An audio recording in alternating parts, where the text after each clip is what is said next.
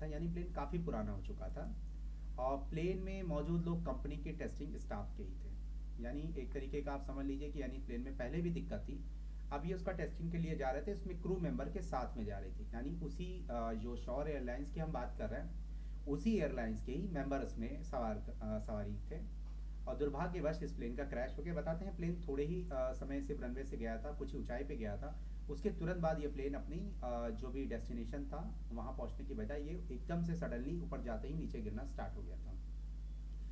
मौके के जैसे ही ये दुर्घटना हुई, इसके तुरंत बाद में वहाँ पर फायर ब्रिगेड की टीम है, पुलिस की टीम है, और बताते हैं जो स्थानीय पुलिस है और उसके अलावा आर्मी है, ये वहाँ पर पहुँच गई। काफ़ी तेज़ धुएं का गुबार हुआ, आसपास के लोग भी ने देखा कि ये घटना हुई है। कहा जाता है कि काठमांडू यानी जिस राजधानी में ये प्लेन गया था, त्रिभुवन एयरपोर्ट से जो इसने रनवे से लिया था, बताते हैं कि नेपाल में ये दुर्घटना नई नहीं है। ये इस तरीके की दुर्घटना हर साल होती है, ऑन एन एवरेज ये दिक्कतें हैं। कहते हैं कुछ लोग, कहते हैं कुछ वहाँ का ऐसा भौगोलिक चीज़ें हैं कि पहाड़ों से घिरा हुआ देश है, उसके अलावा कुछ ऐसी परिस्थितियाँ हैं, या बताया जाता है कि जो उनके विमान चालक हैं उनको भी थोड़ा सा ट्रेनिंग वगैरह या इस तरीके की चीज़ों में दिक्कत बताई जा रही है। अब अगर हम बात करें एवरेज, जैसे डेटा नेपाल एयरलाइंस उन्होंने बताया है कि जैसे 2010 से अब तक 12 प्लेन क्रैश हो गए, यानी हर साल लगभग एक प्लेन दुर्घटना हो जाती है। बताते हैं इससे पहले जो अंतिम जो दुर्घटना हुई थी वो 14 जनवरी 2023 को हुआ था। यति एयरलाइंस, आपने जरूर सुना होगा इसके बारे में, काफ़ी ये चर्चा उस समय हुई थी यति एयरलाइंस के बारे में। एयरलाइंस का प्लेन काठमांडू से 205 किलोमीटर की दूरी यानी पोखरा में क्रैश हुआ था। ये ATR 72 का प्लेन था, यानी इस प्लेन का जो एयरलाइंस थी उसको बोलते हैं ATR 72, जिसमें 68 यात्री थे और 4 क्रू मेंबर थे। विमान जो था वो पोखरा अंतर्राष्ट्रीय एयरपोर्ट पर लैंडिंग से 10 सेकंड पहले पहाड़ी से टकरा गया। जैसे भी मैंने आपको बताया कि 10 सेकंड वहाँ पर कुछ ऐसा भौगोलिक परिस्थितियाँ ऐसी हैं जिस वजह से दुर्भाग्यवश से ऐसी घटनाएं हो जाती हैं। अब उसमें ये हुआ था कि लगभग इसमें 72 लोगों की मौत हुई थी, ठीक है। तो इस तरीके की दुर्भाग्यवश से आज भी वही घटना आज रिपीट हो गई है। और इससे पहले एक घटना हुई थी, लगभग बताते हैं कि इससे पहले 29 मई 2022 को घटी, यानी 23 में घटना हुई थी जिसकी मैं बता रहा था ATR 72 की, जिसमें लगभग 68 यात्रियों की मौत हो गई थी, जिसमें 4 क्रू मेंबर थे। उसी के जस्ट एक साल पहले चलते हैं हम 2022 की, तो 2022 में ही भी इस तरीके की घटना हुई थी जिसमें मैस्टैंग जिले में एक एयरलाइंस प्लेन का क्रैश हुआ था। इस हादसे में लगभग 22 लोगों की मौत हुई थी, ऐसा बताया जा रहा है। तो इस तरीके की 2018 में भी इस तरीके की घटना हुई थी, काठमांडू के त्रिभुवन एयरपोर्ट के पास ही हुई थी जैसा इस बार हुआ है। वो US बांग्ला एयरलाइंस का विमान क्रैश हो गया था, यानी किसी कंपनी का ना US बांग्ला नाम से बताया जाता है। इसमें 51 लोगों की दुर्भाग्यवश से मृत्यु हो गई थी, और जबकि इसमें 20 लोग ऐसे थे गंभीर रूप से घायल हो गए थे जिनका इलाज भी हुआ था। तो नेपाल में लगातार जो हादसे हो रहे हैं, यूरोपियन यूनियन ने नेपाल कैरियर्स को अपने एयर स्पेस को बैन कर दिया है। कारण इसका ये है कि कहा जाता है कि कुछ ट्रेनिंग की कमी रह जाती है, कहा जाता है कुछ ऐसे टेक्नोलॉजी इनके पास उतनी अच्छी नहीं है, क्योंकि जो प्लेन उनके पास हैं भी आज के टाइम पे वो बहुत ही पुरानी टेक्नोलॉजी, यानी लगभग कई देशों में तो बैन हो चुके हैं। तो अपडेट ना होने की वजह से इस तरीके से ये दुर्घटनाएं हो रही हैं। आइए हमारे साथी स्नेहा छाबड़ा जी हैं जो हमारे साथ इस जो दुर्घटना हुई है इसके बारे में क्या जानकारी है वो आपके साथ शेयर करेंगी। नमस्कार, मैं स्नेहा एक बार ISPM TV के साथ फिर आपके साथ जुड़ गई हूँ। जैसा राहुल जी आप बता रहे हैं कि हर साल एक प्लेन का क्रैश होना और कहीं ना कहीं उसमें इतने लोगों की मृत्यु होना बिल्कुल भी ठीक नहीं है। और साथ ही आपने बताया कि जो पिछले साल 2023 यानी जिसमें 72 लोगों की मौत हो गई, उनके परिवार, उनके यहाँ के लोग, एयरपोर्ट, क्या इसमें कहीं एयरपोर्ट वालों की कमी है या एयरलाइंस की कमी है जो उनको ढंग तरीके से ट्रेनिंग नहीं दे पा रहे हैं? आखिर क्या है इसके पीछे का रीज़न? जैसा कि आज बताया गया कि आज भी जो क्रैश हुआ है प्लेन, उसमें वो 21 साल पुराना था।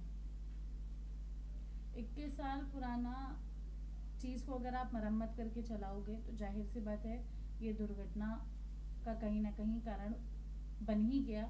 और न जाने, आपने जैसे राहुल जी बताया कि इसमें 18 लोगों की मौत भी हो गई, और साथ ही अभी जो हमारे पायलट हैं उनको भर्ती कराया गया अस्पताल में। तो अगर, क्या नेपाल सरकार इस पे कोई एक्शन नहीं ले सकती है, या उनका इस पे क्या राय हो सकती है? स्नेहा जी, जैसा बताया जा रहा है कि ये दुर्घटनाएं हर साल हो रही हैं। हम्म। सवाल ये है कि अगर कोई दुर्घटना एक बार हो गई या दो बार हो गई समझा जा सकता है, लेकिन अगर एक ही चीज़ गलती को बार बार रिपीट हो रही है, इसमें जो इस तरीके से लोगों का विश्वास खोता है कि अगर आप यात्रा कर रहे हैं, जैसे आज के ज़माने में लोग समय बचाने के लिए और इस वजह से यात्रा कर रहे हैं कि जल्द से जल्द अपने डेस्टिनेशन पे पहुंच पाएं, लेकिन उनको पता ही नहीं है कि आज वो कौन सा साल है, वो कौन सा दिन है, उनका अंतिम यात्रा होगी। जी। अब जिस परिवार से लोगों की मृत्यु हुई है, हम बिल्कुल अपने चैनल की तरफ से उनके लिए एक हम बिल्कुल उनके आत्मा की शांति के लिए प्रार्थना करते हैं। और लेकिन इस पे कहीं ना कहीं नेपाल सरकार को सोचना होगा, और इस तरीके की अगर उनको टेक्नोलॉजी, देखिए अब उनके पड़ोसी देश में बहुत से ऐसे ऐसे देश हैं जिनके पास अच्छी टेक्नोलॉजी है, जी। वो भारत से भी बिल्कुल मदद कर सकते हैं। भारत सरकार हमेशा ही नेपाल सरकार के साथ हमेशा ही खड़ी रहती है, साथ में रहती है उनके। अब जैसे बताया जा रहा है कि ये जो प्लेन है वो साउथ छोर यानी दक्षिण जो छोर था वहाँ से टेक ऑफ कर रहा था। अचानक इसमें कहते हैं जोरदार झटका लगा, ठीक है, और उसमें आग लग गई। इसका मतलब है कि ये रनवे की, जैसा बताया जाए कि रनवे के पूर्वी हिस्से में एक बुद्धा एयर हैंगर और रडार स्टेशन के बीच में गड्ढे में गिर गया। ठीक, अब ये समस्या है कि रनवे में प्रॉब्लम है, आपके पास अगर चीज़ें हैं, देखिए आपके प्लेन में दिक्कत है, 21 साल पुराना है, अगर आप उसकी टाइमली नहीं, अगर आप उसको ठीक करेंगे, या फिर अगर आपको लगता है कि शायद आपके पास वो टेक्नोलॉजी या वो ऐसी टीम नहीं है, तो आप पड़ोसी देशों से या आप अन्य देशों से जिसमें आपको लगता है कि उनकी टेक्नोलॉजी बेहतर है हमसे, तो आप उसके बारे में सोच सकते हैं, उनसे आप राय ले सकते हैं। राहुल जी, रिपोर्ट्स के अकॉर्डिंग तो ये भी बताया जा रहा है कि प्लेन स्लिप कर गया था। स्लिप करने का मतलब यानी आपकी जो प्लेन की मरम्मत थी वो ढंग से नहीं की गई, जिसके कारण आज हमारे साथ 18 लोगों का साथ छूट गया। न जाने वो किस काम से निकले होंगे घर से। कुछ लोग हो सकता है कि वो अपने घर के लिए जा रहे हों, कोई किसी का इंतज़ार कर रहा हो। तो ये बड़ी ही दुखद समस्या है कि नेपाल सरकार इस पे कोई भी एक्शन नहीं ले रहा है। दुख की बात यह है कि अभी ट्वीट आया था सौर एयरलाइन, जिसकी अभी हम चर्चा कर रहे थे कि सौर एयरलाइंस में ये दुर्घटना हुई है। उनकी वेबसाइट के मुताबिक जो है, कंपनी ने बताया कि नेपाल में 5 जगह पर ये विमान संचालित कर रहे हैं। यानी अभी नेपाल में बहुत ज़्यादा एयरपोर्ट तो नहीं है, ठीक है, जहाँ भी एयरपोर्ट है 5 जगह पे इनकी एयरलाइन जो है इस समय सेवा दे रही है। जी। इनके पास 3 बॉम्बार्डियर यानी CRJ 200 जेट मौजूद है, ठीक है। आज की डेट में कितने कंपनियों के पास CRJ 200 है, जबकि कितना अपडेट हो चुका है। इसके साथ नेपाल में एयर इंडस्ट्री में पिछले कुछ सालों में उनका कहना है कि काफ़ी विकास हुआ है, ऐसा एयर इंडस्ट्री कहती है। और उन्होंने बताया कि ऐसा कठिन इलाकों में, यानी जो सेवाएं दे रहे हैं पहाड़ी क्षेत्रों में दे रहे हैं, इस तरीके की सेवाएं दे रहे हैं, तो पहाड़ी क्षेत्रों में आप दे रहे हैं सेवाएं, तो उसका फिर क्या सब्सिट्यूट है। आज के ज़माने में ऐसे ऐसे देश हैं, अगर बहुत से ऐसे देश हैं जहाँ पर पहाड़ियों से घिरे हुए देश हैं या समुद्र से घिरे हुए देश हैं, ठीक है, वो इस तरीके, आप देखिए ये जो सच्चाई है, बिल्कुल आप नेचुरली आप इस चीज़ को मान सकते हैं कि ठीक है ये दिक्कतें हैं, लेकिन इस पर सरकार कर क्या रही है। आप हर साल एक दुर्घटना हो रही है, यानी ऑन एन एवरेज हर साल जा रहे हैं, कभी 100 लोगों की मौत, कभी 70 लोगों की, कभी 65 लोगों की, ये एक डेटा बन के रह गया है, ठीक है। अब इस पे नेपाल सरकार को बिल्कुल सोचना चाहिए। इसी खराब सुरक्षा की व्यवस्था से, ट्रेनिंग की कमी की वजह से अक्सर ऐसे हमें हादसे सुनने को मिलते हैं। ये नेपाल सरकार के लिए सबसे बड़ा एजेंडा हो भी सकता है कि वो कैसे इस पे काम करें।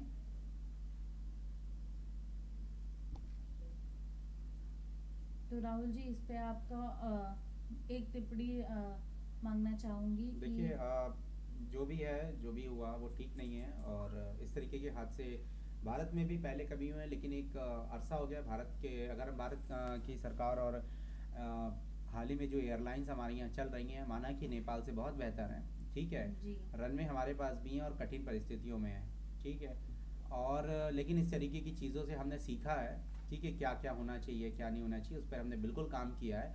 और ये हमारे आप कह सकते हैं एयरलाइंस और सरकार की जो थी, जिनके वर्क्स के साथ आज में ऐसा हुआ है कि इस तरीके की चीज़ें, अब दुर्घटनाएं लगभग भारत में इस तरीके की लगभग खत्म हो गई जी। हैं। ठीक है, हमारी अभी कठिन परिस्थितियां हैं। ऐसे ऐसे एयरपोर्ट्स हैं जिनमें एक एयरपोर्ट है जिसको टेबल टॉप एयरपोर्ट बोलते हैं, जी। दक्षिण में है। ठीक है, बताते हैं कि वो चारों तरफ पहाड़ियों से घिरा हुआ है और उसका जो रनवे है उस रनवे के उस पार खाई है। ठीक है, तो ऐसे हमारे पास चीज़ें, कुछ चीज़ें हैं, बट हमें ऐसी चीज़ पर पे एयरलाइंस को या सरकार को दोनों को सोचना चाहिए। अगर आपके रनवे पे गड्ढे हैं जी। तो इसमें ट्रेनिंग के साथ साथ ज़्यादा अगर ट्रेनिंग कितना भी अच्छा ट्रेन होगा, लेकिन अगर जिस रनवे पे प्लेन पूरी स्पीड के साथ दौड़ता है, कई जी। 100 मीटर कई हज़ार मीटर की स्पीड, किलोमीटर की स्पीड से दौड़ रहा है और अचानक से गड्ढा आ गया तो प्लेन यानी ब्रेक लग जाएगा, जी। उससे दुर्घटना हो जाएगी। तो इस पर बिल्कुल सरकार को भी सोचना चाहिए। और इस तरीके की गड्ढे हो जाना या मौसम ख़राब होना और ये चारों तरफ पहाड़ है, ये मुझे लगता है कि आम जनता को ये चीज़ें जो हैं वो कहीं ना कहीं हर्ट करती हैं। इस पर सरकार को बिल्कुल सोचना चाहिए नेपाल की। राहुल जी, इस वक्त की बड़ी खबर आ रही है कि मुरादाबाद में लक्मे के आउटलेट के सामने फूका गया है पुतला। उनके आउटलेट्स के सामने हो रहे हैं दंगे।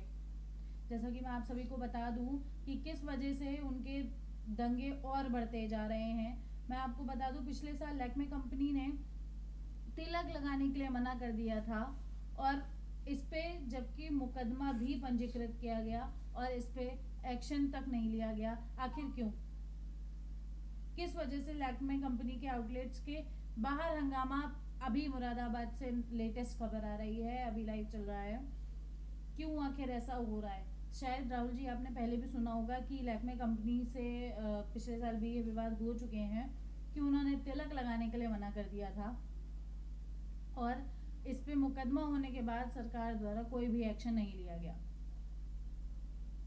देखिए, इस तरह की घटनाएं कोई नई नहीं है। जी। ये ऐसा पहला कुछ नहीं है कि लैक्मे कंपनी किया, इससे पहले कुछ और भी कंपनियां हैं जिन्होंने इस तरीके किया था। जी। चीज़ें हैं। और आप ये, अब भारत क्या सोचना पड़ेगा कि क्या भारत क्या सेकुलरिज्म की कीमत चुका रहा है। जी। जिस देश में 80 करोड़ हिंदू हैं, उस देश में अगर हिंदुओं को भी अगर अपनी बात कहने का या सोचने का या अगर तिलक लगाने का या धोती पहनने से पहले सोचना पड़ेगा। जी। ठीक है, और फिर हमको बताया जाता है कि हिंदू जो है वो बताया जाता है राजनीतिक पार्टियों से कि हिंदू जो है वो ऐसा है, उसके बारे में गलत चीज़ें बोली जाती हैं। अभी हाल ही में आपने संसद में सुना था, पार्लियामेंट में कांग्रेस के एक बहुत बड़े नेता ने हिंदुओं के बारे में क्या बोला था। जी। ठीक है, इस तरीके की चीज़ें सामने आई थी। और मुझे लगता है कि हिंदू बहुत ही सहनशील है, सभी अपने धर्म के हिसाब से ठीक है। लेकिन अब आप हमारे इंडस्ट्री में काम ना करें, तिलक ना लगाएं। हो सकता है आपकी इंडस्ट्री में बहुत ऐसे लोग हों जो सिख हों, आप कल को लिए उनके लिए बोल सकते हैं, कुछ नया नियम लगा सकते हैं, आपको इस तरह आना है उस तरह आना है। तो ये गलत है बिल्कुल। और इस्लाम धर्म में भी जो मानते हैं, बहुत सी कंपनियां हैं जिसमें, तमाम ऐसी कंपनियां हैं जिसमें मुस्लिम्स हमारे भाई काम करते हैं, अगर उनसे बोला जाएगा इस चीज़ की तो गलत है। ठीक है, तो देखिए तिलक लगाना है या लोग मुस्लिम्स में हमारे धर्म में हैं टोपी पहनते हैं, ये उनकी अपनी पर्सनल चॉइस है। ठीक है, मुझे नहीं समझ में आता कि तिलक लगाने से आखिर किसी को क्या दिक्कत होती है। उस व्यक्ति के काम को पहले प्रायोरिटी देना चाहिए। एक अगर आप पढ़े लिखे होकर के इतनी बड़ी कंपनी चला रहे हो, एक इंडस्ट्री चला रहे हो, आपकी सोच इतनी छोटी है कि तिलक नहीं लगा सकते हैं, आप ये नहीं कर सकते, उस व्यक्ति के तिलक लगाने से आपकी कंपनी में क्या फ़र्क आता है या क्या फ़र्क पड़ता है, मैं नहीं समझ पा रहा हूँ। जैसा कि मैं राहुल जी आपको बता भी दूं कि काफ़ी वीडियोस सामने आ रहे हैं और काफ़ी स्टूडेंट्स ने भी बताया हमें कि उनकी लैक्मे एकेडमी की 1 लाख रुपए फीस जमा करने के बाद हिंदू लड़कियों को किसी और धर्म में भेजने के लिए उनको ज्ञान दिया जा रहा है। क्या मानसिकता है इसके पीछे आपकी? आप किसी भी, देखिए बहुत सारे इंस्टीट्यूट होते हैं जहाँ पे हिंदू, मुसलमान, सिख, ईसाई सब जाते हैं वहाँ पर सीखने के लिए। आप किसी को किसी और धर्म में जाने के लिए बोलते हो क्यों? ये सबसे बड़ा मुद्दा है। जब इसके बारे में कोई भी सरकार, खासतौर से अगर हमारी भारतीय जनता पार्टी इस बारे में अगर मुद्दा उठाती, जैसे हमारे माननीय उत्तर प्रदेश के मुख्यमंत्री योगी आदित्यनाथ ने भी इस पर एक बार लव जिहाद जैसे चीज़ों के बारे में बताया, तो अचानक से राजनीतिक पार्टियां सामने आके खड़ी हो जाती इनके समर्थन के लिए कि हिंदू मुस्लिम भाईचारा पे ये सवाल उठाया जा रहा है। और मतलब सच्चाई को देखते हुए कैसे आंख बंद कर ली जाती है, कितना साफ दिखाई देता है चीज़ों को। और जब ये सब चीज़ें हो जाती हैं तो एकदम से राजनीतिक पार्टियां बिल्कुल शांत हो जाती हैं, उनको लगता है कि इस पर कुछ बोलेंगे तो उनका वोट बैंक जो है कहीं ना कहीं कमज़ोर हो जाएगा। बिल्कुल, क्योंकि इंटरनेशनल प्रोडक्ट्स आप बता रहे हो और रख रहे हो उसमें लोकल प्रोडक्ट्स, बिल्कुल। जैसे बहुत सारे ब्रांड्स हैं जो इंटरनेशनल हैं, और उसके बाद हमने काफ़ी बार ये लैक्मे पे भी और अदर भी कंपनियों पे ये केस हो चुके हैं कि आप इंटरनेशनल प्रोडक्ट्स बता करके उसमें लोकल प्रोडक्ट्स की फिलिंग कर रहे हो। बिल्कुल। देखिए साथ में इसके क्या है कि जैसे अगर हम लैक्मे जैसे आपने बात की है, अब लैक्मे कंपनी ऐसा नहीं है कि इसको इस्तेमाल करने वाले सिर्फ कोई किसी विशेष धर्म या जाति से हों, ठीक है। अब वो आपको देखना पड़ेगा कि वो उस प्रोडक्ट को यूज़ करने वाले जो होंगे वो सभी धर्म के लोग, ठीक है। वो हिंदू भी हो सकते हैं, मुस्लिम में सिख ईसाई सभी धर्म के हो सकते हैं, और आप वहाँ पे काम करने वाले कर्मचारियों को इस तरीके से कह रहे हो कि आपको अपना धर्म बदल लेना होगा। तो अब इसके आगे क्या प्रश्न किया जाए? अब अगर इस पे अगर कोई बोलता है तो अचानक से भाईचारा जैसे शब्द आ जाएंगे कि भाईचारा खत्म हो जाएगा। जैसे अभी आपने देखा हाल ही में सरकार ने बोला था कि हमारे कांवड़िया या जो भाई हैं अपने गंगा जल को लेकर के कोई हरिद्वार लेके जा रहा है या कोई अपने जो नियरेस्ट मंदिर है जहाँ उसकी आस्था है वहाँ लेके जा रहा है, उसको जानने का हक है। कोई ऐसा ना हो कि क्योंकि ऐसी घटनाएं आई हैं कि जहाँ जी। पर चीज़ों को झूठा करके या इस तरीके की चीज़ें किया जा रहा है, लोगों को तकलीफ होती है, इसके ऊपर जब कार्रवाई की जाती है तो अचानक से भाईचारा वाली चीज़ें हमारे सामने आ जाती है कि ऐसा अगर होता नहीं है। इसमें कोई भी मतलब नफरत फैलाने की सरकार की कोई भी मानसिकता होती, तो क्यों दुनिया में, जैसा कि हमने और आपने पहले भी इस टॉपिक पे बात कर रखी है, जैसे हम देख पा रहे थे कि लोगों ने ये बोला कि सरकार कट्टरपंथियों के खिलाफ किसी और धर्म के खिलाफ नफरत फैला रही है। ऐसा कुछ भी नहीं है। हिंदू भाइयों के लिए अयोध्या में एक भव्य राम मंदिर का निर्माण हुआ, साथ ही में मुसलमान भाइयों के लिए भी सबसे बड़ी मस्जिद बनाने का ऐलान हुआ। तो यहाँ पर किसी का बहिष्कार, किसी के धर्म को ठेस पहुंचाने का तो कोई मुद्दा ही नहीं था। आप इस बात से अंदाजा लगा सकते हैं कि हिंदू की सहनशीलता कितनी है कि जिस देश में इतने मैंने बताया ना 80 करोड़ 90 करोड़ से ज़्यादा हिंदू हैं, उस देश में हिंदुओं ने राम मंदिर के फैसले के लिए सुप्रीम कोर्ट के निर्णय तक का इंतज़ार किया। मुझे एक ऐसा कोई देश बता दिए, कोई भी देश बता दिए, चाहे वो किसी भी धर्म को मानने वाला हो, वहाँ पर अपने ही धर्म को लेकर के मंदिर मस्जिद गिरजाघर या जो भी है, ठीक है, चीज़ बनाने के लिए कोर्ट का इंतज़ार 10-20 सालों से नहीं किया है, ठीक है। एक शताब्दियाँ, कई शताब्दियाँ बीत गई हैं, कितने लोगों ने अपने प्राण के न्यौछावर दे दिए हैं, लेकिन उन लोगों को सिर्फ इस चीज़ों को लिए इंतज़ार करना है कि उनको आस्था थी, उनको विश्वास था अपने कोर्ट के ऊपर, अपने कानून के ऊपर। उसके बावजूद भी हिंदुओं के लिए ऐसे शब्द यूज़ किए जाते हैं। और ये घटनाएं सुनने में, जो आपने लैक्मे वाली घटना का अभी जो जिक्र किया था, जिसमें हिंदू बालिकाओं के साथ की कि उनको धर्मांतरण किया जा रहा है, किस लिए किया जा रहा है? क्योंकि क्या उनकी ये देश में इस तरीके की एक खास जो रिलीजन के लोग मानने वाले हैं उनकी संख्या बढ़ा करके, आप क्या सोचते हो?